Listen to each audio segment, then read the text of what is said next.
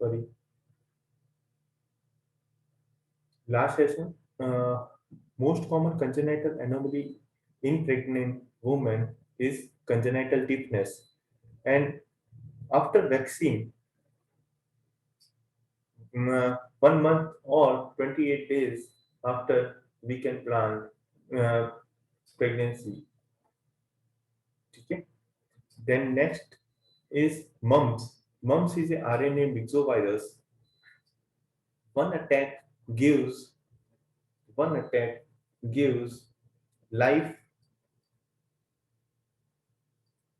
lifelong immunity. Lifelong immunity. Okay. अब most controversial questions मम से भी यही बनता है. Most common complication. Most common complication, and most common complication not the uh, peritonitis, it is orchitis.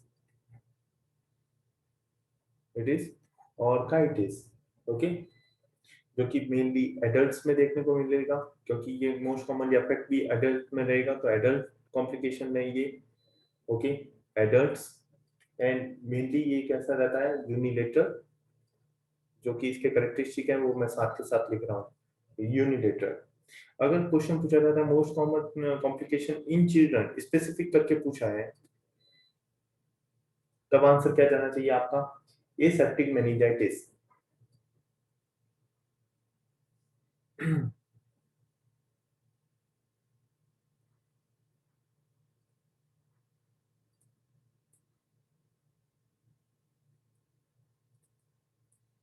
Aseptic meningitis. अगर बात करें, क्वेश्चन पूछा जाता है most common complication according to the CNS. CNS complication is also aseptic meningitis. तो question किसी भी तरीके से हो, हमारे को आंसर पता होना चाहिए.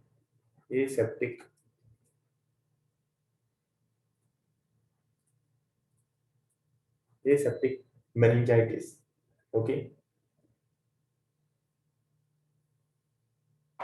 Then next is मम से इससे बाहर कोई भी क्वेश्चन रहेगा नहीं.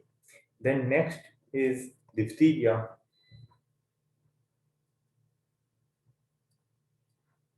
डिप्थीरिया में किस तरीके से क्वेश्चंस रहते हैं देखते हैं. एक इसको बोला जाता है सूडोकेरियर. तो बाय नेम पूछे जाते हैं सूडोकेरियर सीन इन डिप्थीरिया. दूसरा एक और है सूडोकेरियर. सूडोकेरियर सूडोकेरियर सीन इन डिप्थीरिया. और एक होता है पैराडॉक्सिकल कैरियर. दो वर्ड है, दोनों टर्मिनोलॉजी पता, सॉरी, दोनों टर्मिनोलॉजी पता होनी चाहिए क्योंकि कंफ्यूजिंग है. Paradoxical paradoxical carrier and paradoxical carrier seen in the typhoid.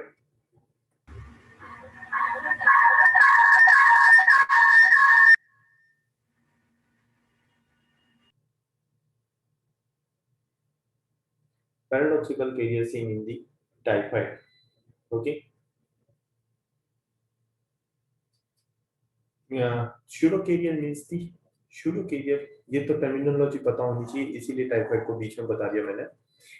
Diphtheria को pseudocarrier means the carrier of the avirulent stage. Carrier of the avirulent strain. Avirulent strain.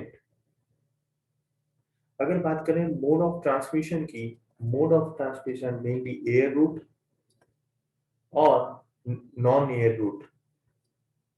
Non air root.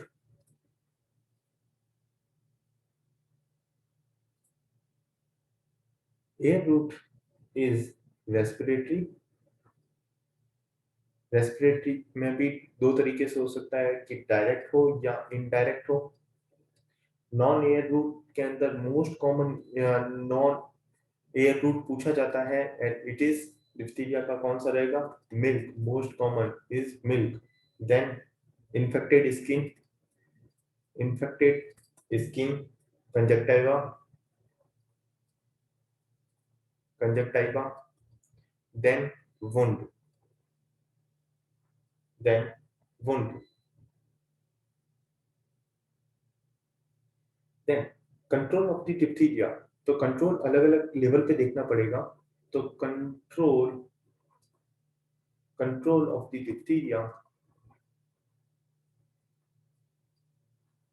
Control of the diphtheria 3 level पे देखना पड़ेगा।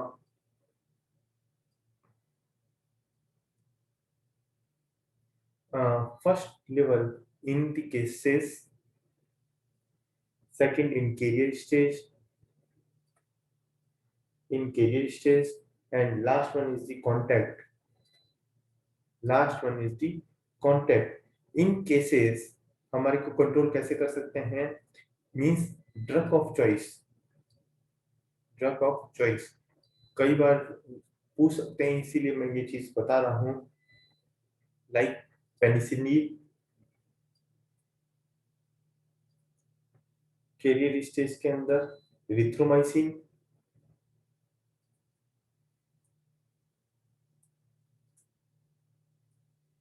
And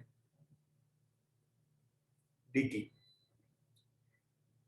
okay, contact है तो DT. जहां से questions इतने बनते नहीं हमारे को।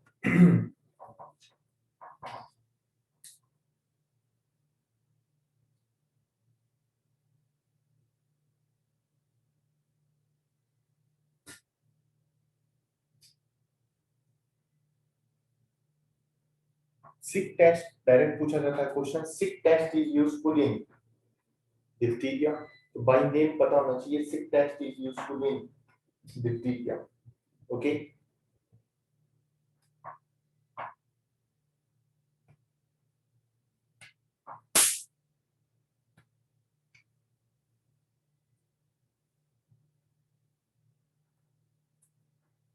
सिक test useful in diphtheria.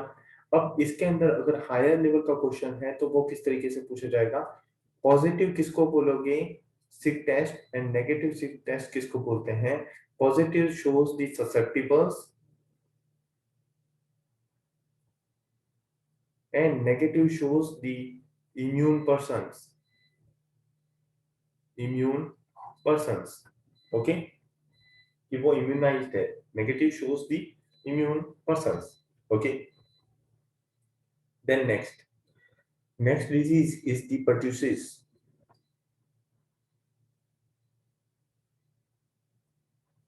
next disease is pertussis।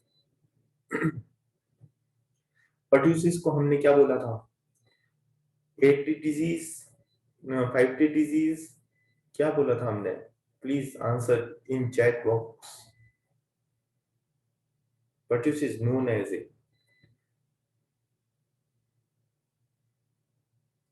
it produce exo plus endotoxins.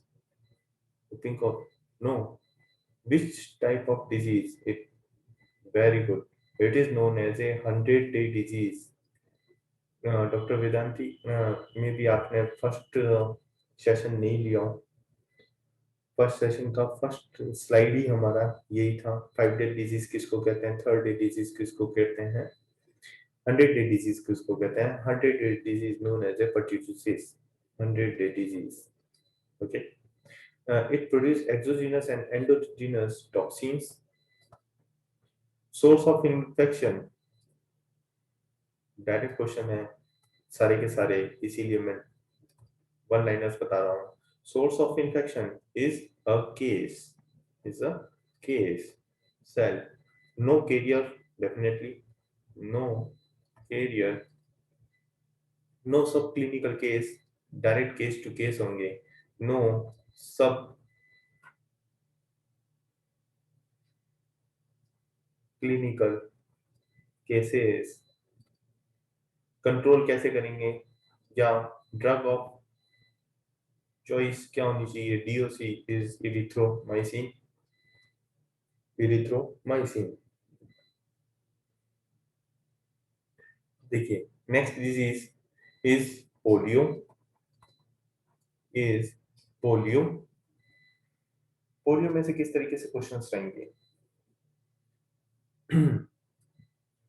Polio, सबसे पहला क्वेश्चन जो पीएसएम से इंपॉर्टेंट क्वेश्चन बनता है पोलियो का, date of polio free India. Polio free India की डेट क्या है? कब घोषित किया था कि इंडिया पोलियो फ्री हो गया है? 27 मार्च 2014, 27 मार्च 2014। इसके अंदर अलग अलग स्ट्रेन है, like P1 causes the epidemics,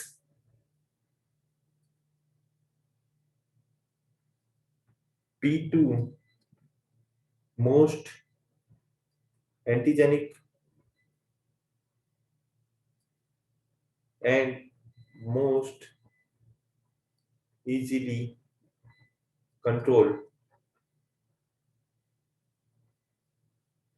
P3 most common cause of vaccine associated paralysis, vaccine associated paralysis, जिसको हम आपको वो एग्जाम में देखने को मिलेगा। Just hold a second.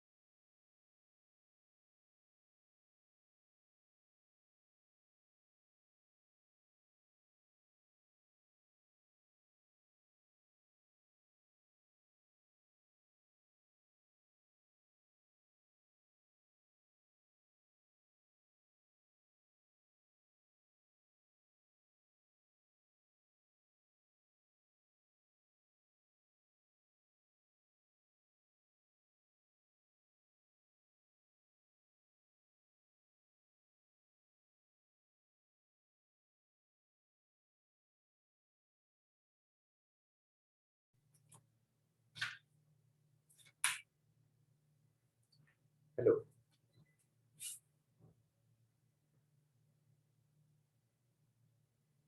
Okay.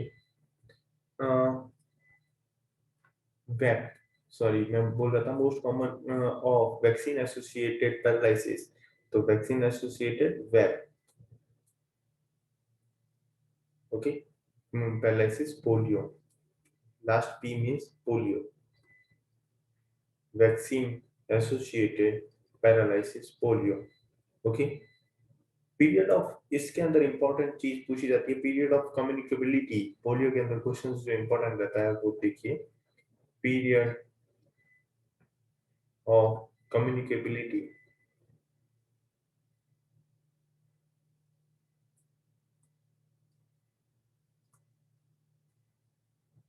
And period of communicability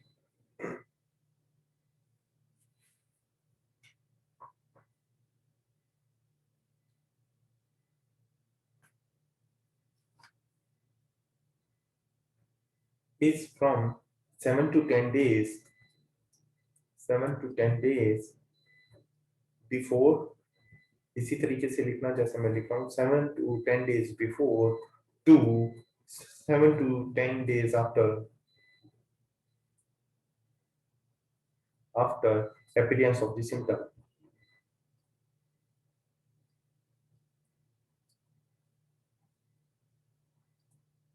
appearance of the symptoms। Okay. तो इसके अंदर क्वेश्चन बनता है आईपी का, IP is 3 to 35 days, 3 to 35 days, and usually जो हमारे को एग्जाम में देखने को मिलेगा दिस इज 7 to 14 days। जो एग्जाम में ऑप्शंस देखने को मिलते हैं, जो जरूरी नहीं है जो बुक्स में दिए हुए ऑप्शंस हैं वही पूछे जाए, तो हमारे को ऑप्शंस वाइज आंसर करना पड़ता है। तो कौन सा ऑप्शन सुटेबल रहता है, तो वो भी मैं आपको साथ साथ एक्सप्लेन कर रहा हूँ। Okay, it is 7 to 14 days। Next disease is hepatitis. Hepatitis अगर मार्कर की बात करें तो कई सारी चीजें मैंने लिवर के अंदर हेपेटाइटिस को कवर किया है, तो वहां से आप देख सकते हैं। तो वहां पे मैंने सारा बताया है, जैसे कि एपिडेमियोलॉजिकल मार्कर कौन सा रहेगा। Epidemiological marker for hepatitis B is anti HBC antigen और HBE एंटीबॉडी, HBE एंटीबॉडी। अगर बात करें specific marker for the specific marker of the viral activity, specific marker for the viral activity is HBV DNA। और अगर ये options में नहीं हो तो क्या देख सकते हैं, HBE antigen. It is the specific. अगर बात करें earliest marker is HBS antigen. तो हमेशा आंसर HBS एंटीजन नहीं करना है, आपको क्वेश्चन ध्यान से पढ़ना है, क्वेश्चन में क्या पूछना चाह रहा है। हेपेटाइटिस में सारे के सारे मार्कर्स पूछे जाएंगे जो कि मैंने कवर किया है आपके लीवर चैप्टर के अंदर। ओके, देन बात करते हैं cholera.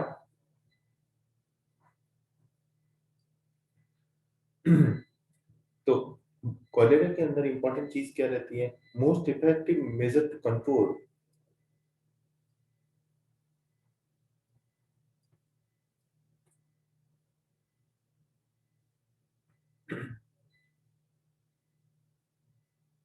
meant to control is first of all कि हाइजीन प्रॉपर मेंटेन करो,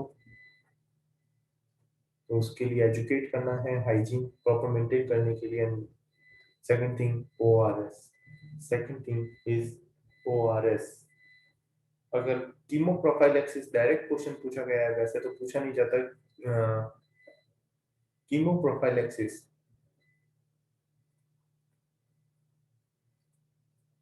and chemoprophylaxis is doxycycline।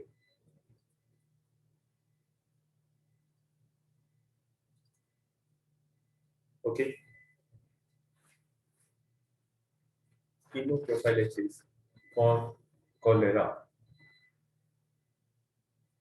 Then next disease is leprosy।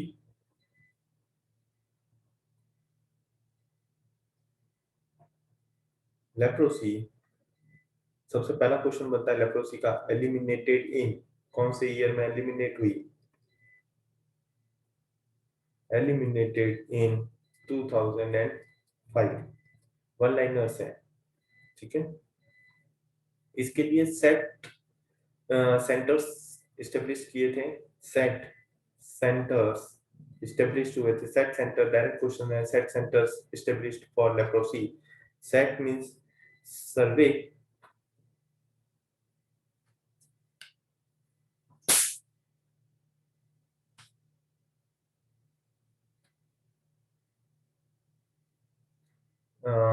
S means the survey, education, and T means the treatment। Okay, और ये set centres कितने पे established हुए थे, it is 20K to 25K population पे पर population पे एक एसईटी सेंटर था। SET centre means 20,000 to 25,000 population पे एक एसईटी सेंटर था। एक आया था। दूसरा, ये बाई नेम पूछे जाते हैं, इतना पता हो नहीं पता हो, अपने को एसईटी सेंटर्स पता होने चाहिए, SET centres for leprosy. Okay, ये वन लाइनर्स है। इसी तरीके से एक सेंटर थे हमारे LCU. LCU unit means leprosy control unit. ये कितने पे थे? Leprosy control unit is 4.5 lakh पर पीपल्स पे एक एलसीयू यूनिट थी। ओके, इसी तरीके से LCU by name leprosy control unit for leprosy. इसी तरीके से एक यूनिट थी हमारी M L E C. M L S C means, लिख देता हूं, modified modified leprosy elimination eliminations camp. Modified leprosy elimination camp, जो कि 1 to 2 वीक्स कैंप होते थे। और जो कि 2 फेजेस में चलते थे एंड 1 राउंड पर ईयर होता था। ठीक है, ये होते थे मॉडिफाइड लेप्रोसी एलिमिनेशन कैंप्स। तो ये डायरेक्ट क्वेश्चंस पूछे जाते हैं, ये नाम पता होने चाहिए ये किसके लिए किया जाता है। ठीक है, इट इज फॉर लेप्रोसी। इसी तरीके से लास्ट नेम है इस sepal. SAPEL। SAPEL specific project for the elimination of the leprosy। specific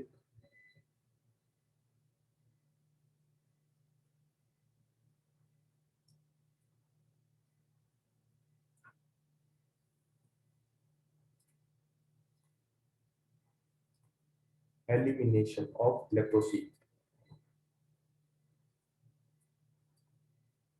जो कि मेनली वर्क करता था ट्राइबल एरिया पे।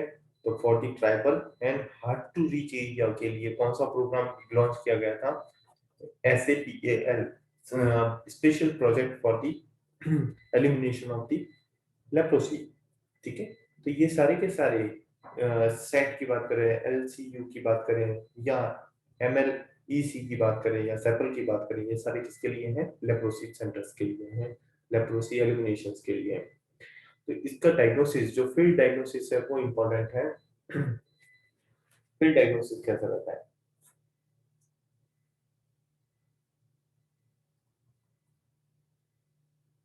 Diagnosis eight field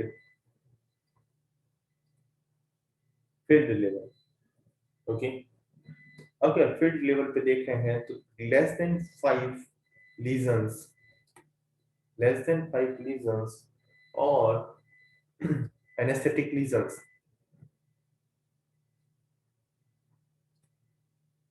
anaesthetic lesions दिख रहे हैं तो इसको हम क्या बोलेंगे? पॉसिबेसिलरी।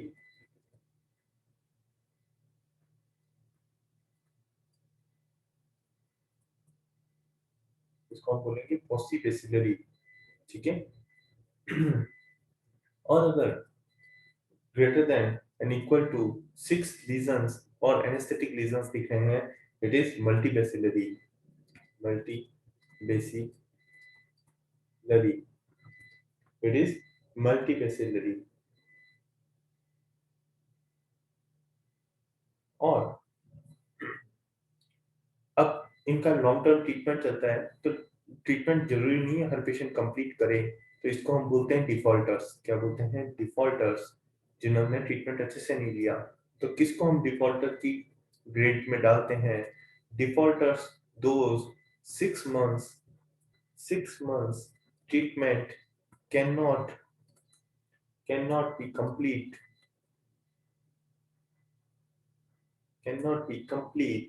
till 9 month 9 month। ये किसके लिए लाइन बोली जाएगी? If paucibacillary, if paucibacillary. And if multibacillary के लिए बोलना है डिफॉल्टर्स, तो वो क्या रहेगा, this is 12 month treatment cannot be completed till 18 months, 18 months। इनको हम किस में डालेंगे, डिफॉल्टर, दी दो, okay. Then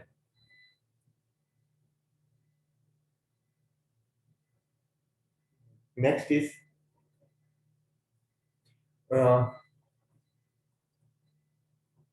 most common leprosy in India. बहुत कॉमन क्वेश्चन पूछा जाता है ये, तो इसको रेड लाइन में डालिए या बॉक्स में डाल के रखिए, ये बहुत इंपॉर्टेंट क्वेश्चन है। Most common leprosy seen in India is BT, means borderline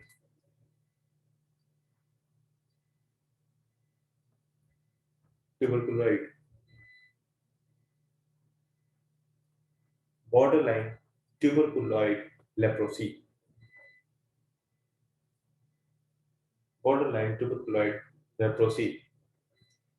अच्छा, एक सेकंड मोस्ट इंपॉर्टेंट क्वेश्चन जो लेप्रोसी से पूछा जाता है कि spared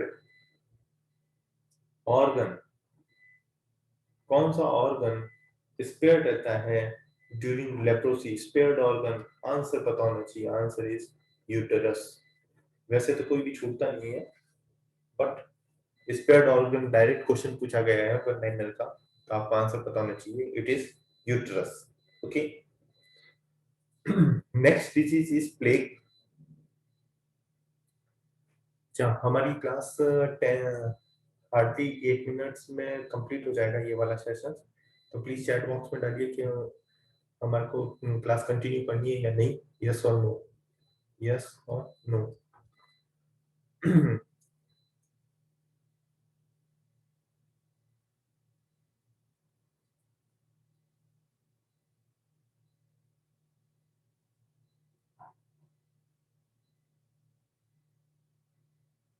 plague, plague for plague में क्वेश्चंस रहता है इंक्यूबेशन पीरियड से, and incubation period for pneumonic plague की बात करें,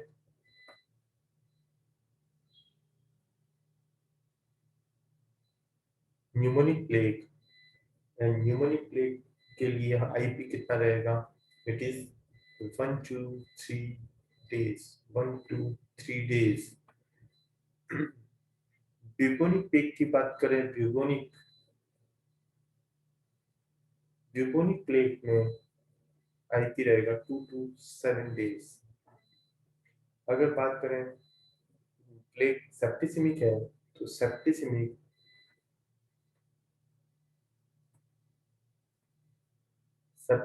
plague is 2 to 7 days, 2 to 7 days। अब क्वेश्चंस क्या पूछे जाते हैं, ध्यान से देखिए, रेड लाइन से लिखिए। मोस्ट कम्युनिकेबल प्लेग कौन सा रहेगा इन तीनों में से, it is the most communicable,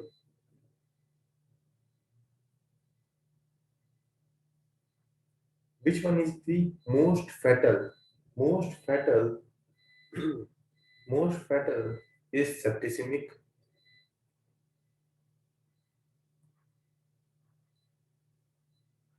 and most common कौन सा रहेगा, this is the most, bubonic plague is the most common. तो इस तरीके से तीनों चीजें कवर होती हैं। तीन तरीके के टाइप के हैं, न्यूमोनिक, ब्यूबोनिक, सेप्टिसिमिक, उनका इंक्यूबेशन पीरियड एंड कौन से किस तरीके से रहता है, most communicable, most fatal, most common, okay.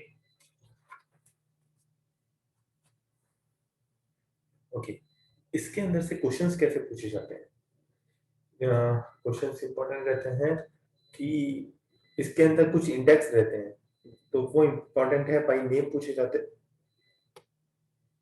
By name पूछे जाते हैं, जिसको हम क्या बोलते हैं, फ्लिया इंडेक्स। डायरेक्ट क्वेश्चंस हैं, ध्यान से सुनिए। फ्लिया इंडेक्स, फ्लिया इंडेक्स में कौन कौन सी इंडेक्स आती हैं, देखिए। पहला आता है total flea index, total flea index first, and सबसे इंपॉर्टेंट टोटल फ्लिया इंडेक्स क्यों? Because it is the most sensitive, most sensitive. Okay, इसके अंदर क्या करते हैं, टोटल फ्लिया इंडेक्स में total number of the fleas of all the species पर rat में देखते हैं।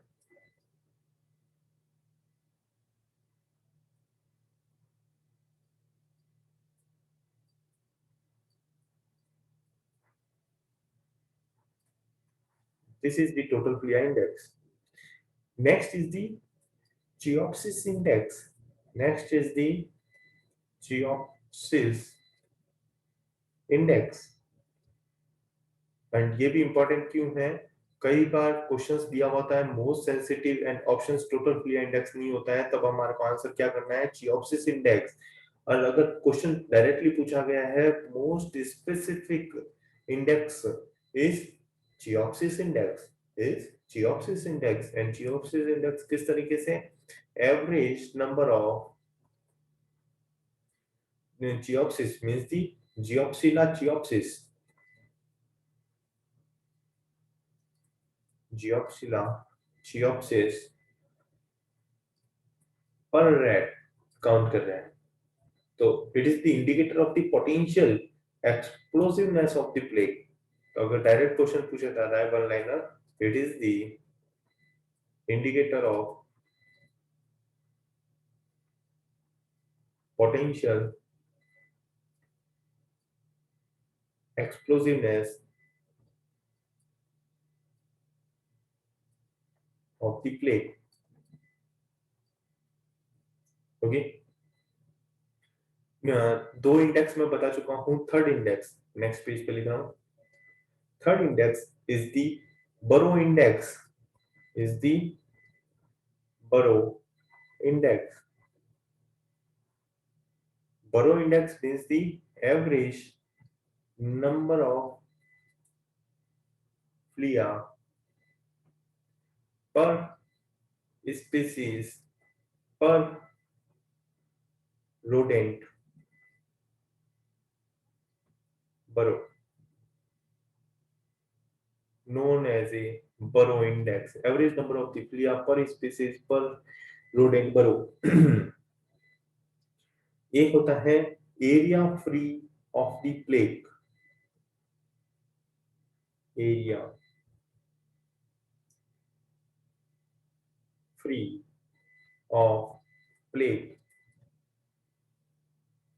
Area free of plague when, किसको बोलेंगे area free of plague, when number of sorry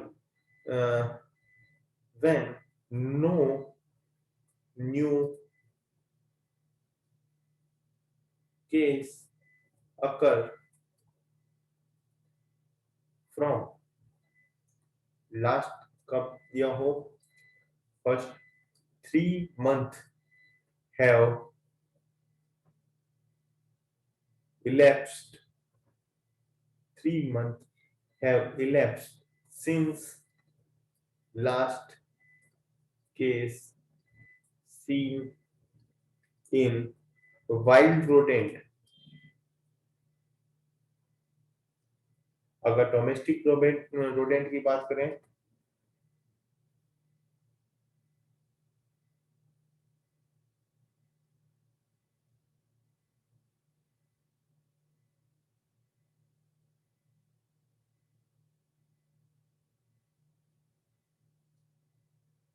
अगर डोमेस्टिक रोडेंट की बात करें तो डोमेस्टिक रोडेंट के लिए आ जाएगा ये 1 month have elapsed since the last case in domestic rodent।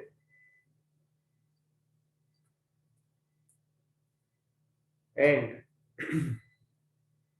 third last condition is twice the twice the IP in human has elapsed। IP का ट्वाइस पीरियड इलेप्स हो जाए, तब तक कोई भी न्यू केस करनी हो तब उसको हम क्या कहेंगे, एरिया फ्री ऑफ प्लेग। ठीक है, तो यहाँ पे हमारा क्या कंप्लीट हो जाता है, प्लेग कंप्लीट हो जाता है। अब हम नेक्स्ट जो डिजीज है वो रही